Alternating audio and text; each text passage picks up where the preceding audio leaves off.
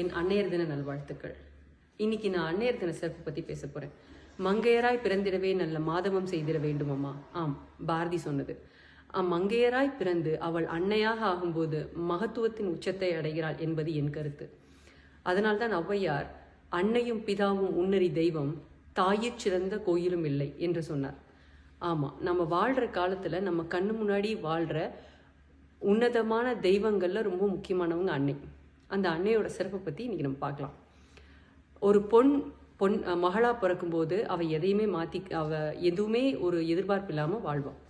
அவளே சகோதரியான பாத்திரத்தை எடுக்கும்போது அவ மற்றவங்களுக்காக தன்னோட எந்த ஆசாபாசத்தையும் விட்டு கொடுக்க மாட்டாங்க. அதே பெண் மனைவியாகும் போதும் எந்த வித மாற்றத்தையும் காட்ட மாட்டாங்க.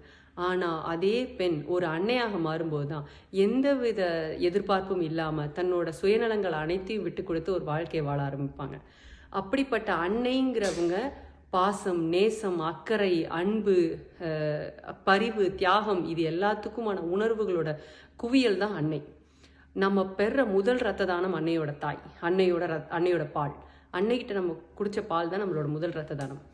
ஒரு குழந்தை இந்த ஒரு குழந்தையோட முகத்தை பார்க்கறதுக்கு முன்னாடி, அந்த குழந்தையோட குணத்தை அறியறதுக்கு முன்னாடி, அந்த குழந்தை இந்த பூமியில காலை பதிக்கிறதுக்கு முன்னாடி அந்த குழந்தை மேல எந்த எதிர்பார்ப்பு இல்லாமல் பாசத்தை வைக்கிற ஒரு ஜீவன்னா அது அம்மா தான்.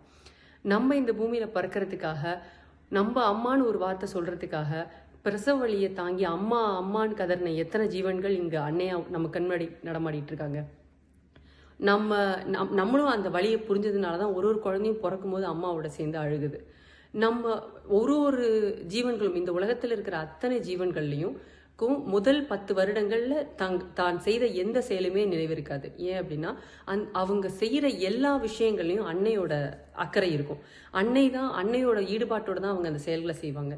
நம்ம ஈஸியா அது ஒரு 10 வருடங்கள் அப்படின்னு கடந்து போயிடலாம். 10 வயது நம்மளோட முதல் 10 வயதுன்னு கடந்து போயிடலாம். ஆனா ஒரு அன்னையோட 10 வருடங்கள், முழுமையான 10 வருடங்கள் அவங்க தொலைச்சாதான் நமக்கு அந்த 10 வருடம் ரொம்ப அஸ்திவாரங்கள் ரொம்ப அடிப்படையோட அமையும்.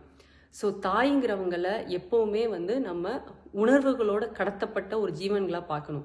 தாயை இருக்கும்போது அவங்க என்ன செஞ்சாங்க அப்படின்னு நம்ம பேசிட்டு, அவங்க இறந்ததுக்கு பிறகு அவங்கள பத்தி யோசிக்காம இருக்கும்போதே அவங்கள நம்ம போற்றி அவங்களோட சிறப்பை நம்ம உணர்ந்து அவங்கள நம்ம பாதுகாப்போம். ஒரு சின்ன குறிப்போட நான் முடிக்கிறேன். ஒரு சின்ன குறுஞ்செய்தி நான் பார்த்தது. ஒரு பையன் மலையில் நினைச்சிட்டு ஓடி வரான் வீட்டுக்குள்ள. அக்கா கேட்டா, ஏண்டா கூட எடுத்துட்டு போயிருக்கலாமேன்னு. அண்ணன் சொன்னா, ஏண்டா மழை நின்னது பிறகு வந்திருக்கலாமேன்னு. அப்பா சொன்னாரு, நாளைக்கு எனக்கு 100 ரூபாய் தண்டம் அப்படின்னு. ஆனா துண்டு எடுத்துட்டு வந்த அம்மா மட்டும்தான் சொன்னா, இந்த பாழா போன மழை என் மகனை நினைச்சிருச்சேன்னு. அப்பையும் மகன் மேல தப்பு இல்லைங்க, அதுதான் அன்னை. அன்னையோட பாசம் கொஞ்சம் கூட ஒரு கலப்படம் இல்லாத தூய்மையான பாசம். அந்த அன்னையை போற்ற இந்த அன்னையர் தினத்தை நம்ம எல்லாரும் சேர்ந்து கொண்டாடலாம். எல்லாத்துக்கும் அன்னையர் தின நல்வாழ்த்துக்கள். நன்றி, வணக்கம்.